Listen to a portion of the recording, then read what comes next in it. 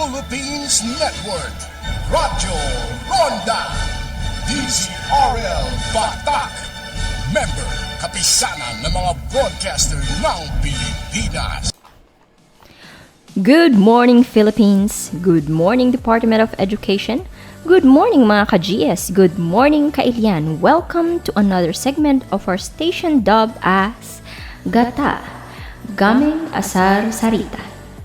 These blended words signify our goal of bringing valuable information that will surely be of help to our listeners, particularly the teachers, administrators, learners, and parents, as we will give them insights related to teaching and learning. This is Charlie Navis-Cara at your service. Stay tuned to our radio program. Last October 5, we celebrated the World Teachers Day. So, hindi pa naman tayo huli. It's October 9. We would like to greet again our fellow teachers, mga kaguros. A happy World Teachers Day. Kahit wala man tayong physical program with our classes, I believe all of our division offices were able to celebrate it with us.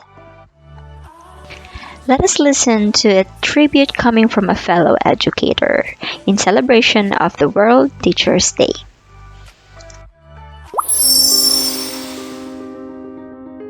Dear teachers, last spring you made the shift from face-to-face teaching to pandemic pedagogy. In a matter of days, you found innovative solutions to huge challenges. You designed virtual lessons with limited time and limited resources. And there was no roadmap or blueprint. Now, it wasn't perfect. There were some mistakes along the way. But you were there for your students every single day. You've proven that social distance doesn't have to mean relational distance. Despite the roadblocks, you've built a classroom community on empathy and kindness, where students engage in meaningful collaboration. You've done check-ins and partnered with families. You've helped find resources for students who are struggling. You've experimented with new approaches, and you've taken creative risks. You've continued to learn.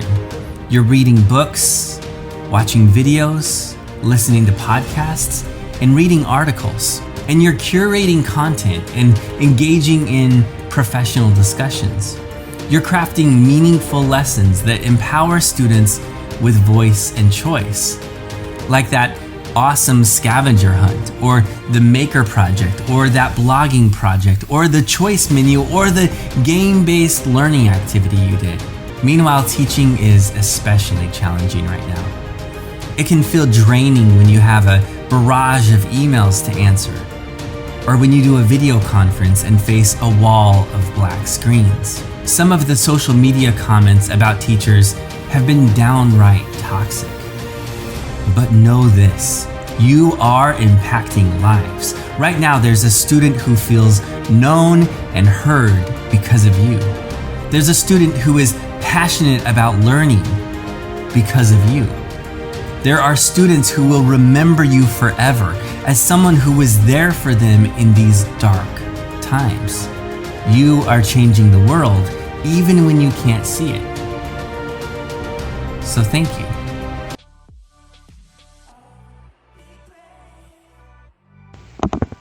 Again, thank you to all the teachers and educators who are going above and beyond their service to deliver quality education.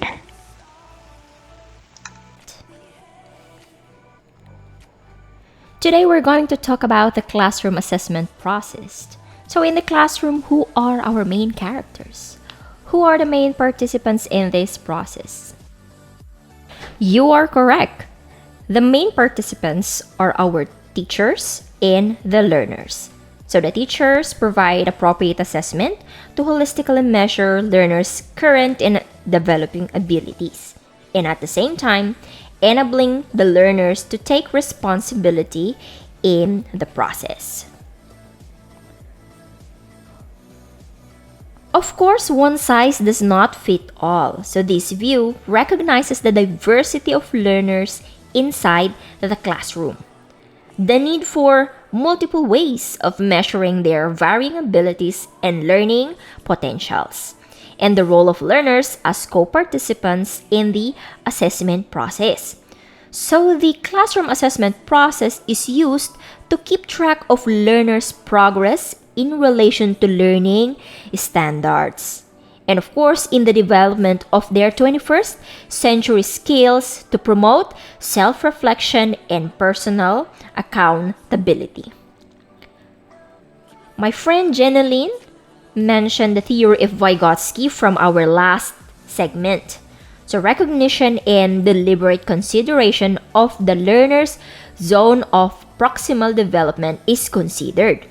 So what is the zone of proximal development? So simply put, it's giving the learners small steps to start with until we guide them and they can already do it on their own as they go through the learning process.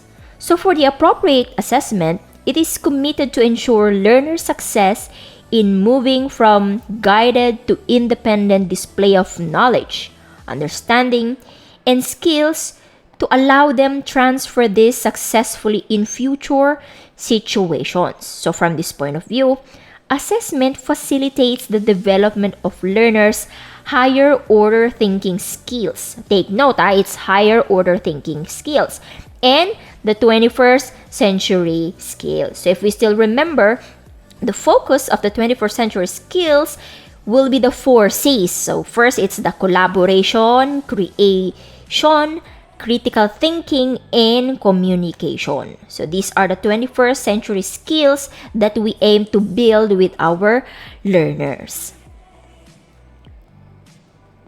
This view of assessment acknowledges the unity of instruction and assessment.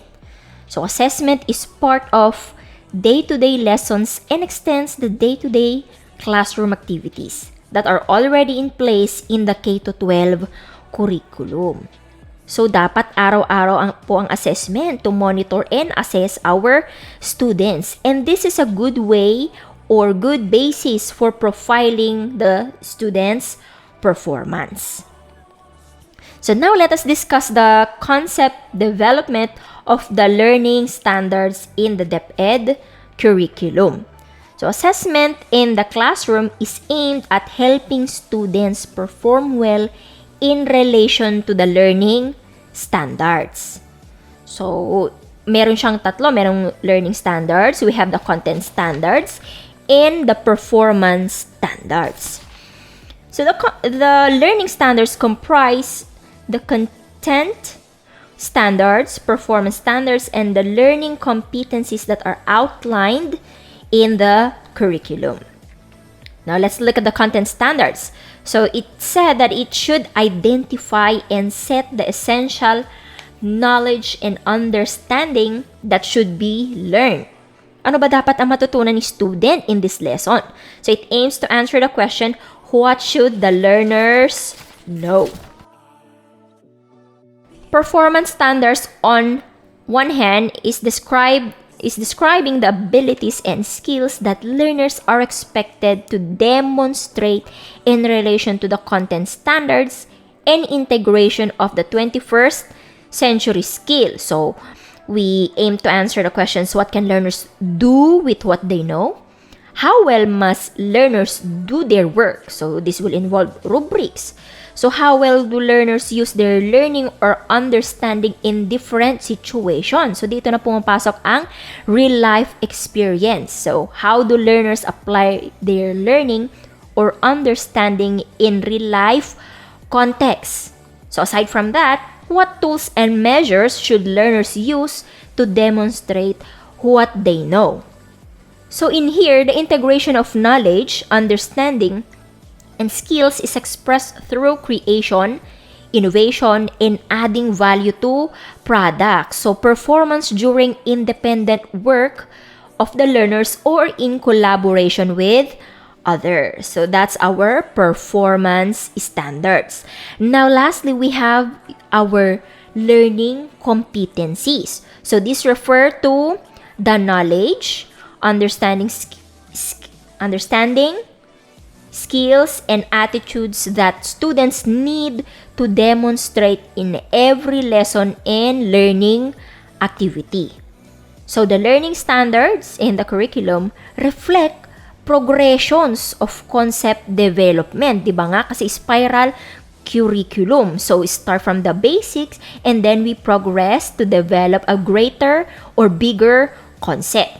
So the cognitive process dimensions adapted from Anderson and Cratwell in 2001, if we still remember, the famous taxonomy, Anderson and Cratwell, it is a good way to operationalize these progressions. So it's a good basis for us. So it provides us a scheme for classifying educational goals, objectives, and standards.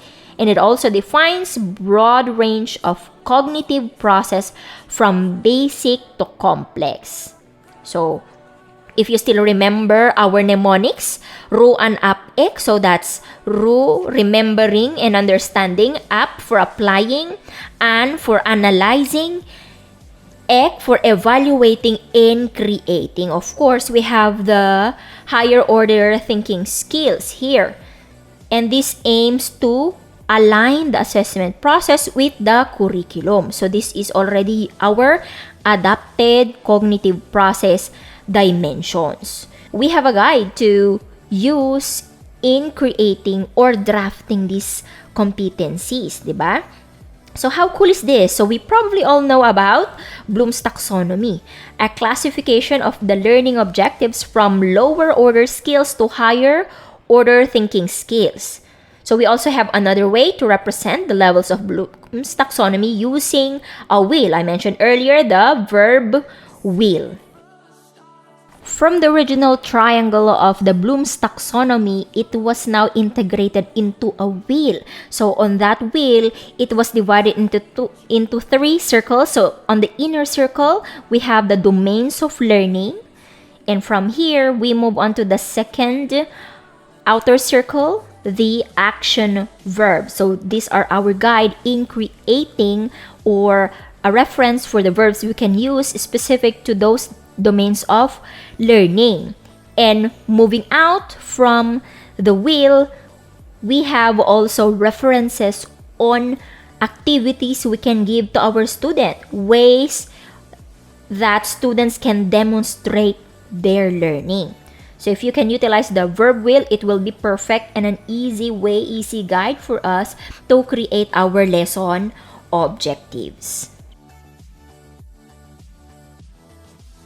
So that's gonna be it for our segment for today. For our classmates in Language and Literature 208 under Sir Bert Gamiao, we are requesting each group to present their lessons with the content standards, performance standards, and the learning competencies. So that will be submitted on the Google Drive shared in our group chat room. So that ends our discussion for today. Thank you so much for listening, and we would like to thank our Professor Mr. Bert Gamiao and RPN DZRL Batac for supporting our team in creating our radio program GATA, Gameng Sarsarita. I'm your friend Charlene A. Vizcara. See you again on our next episode of GATA, only here at DZRL RPN Batac. RPN Radio Philippines Network, Radyo Ronda, DZRL Batac, member kapisanan ng mga broadcaster ng Pilipinas.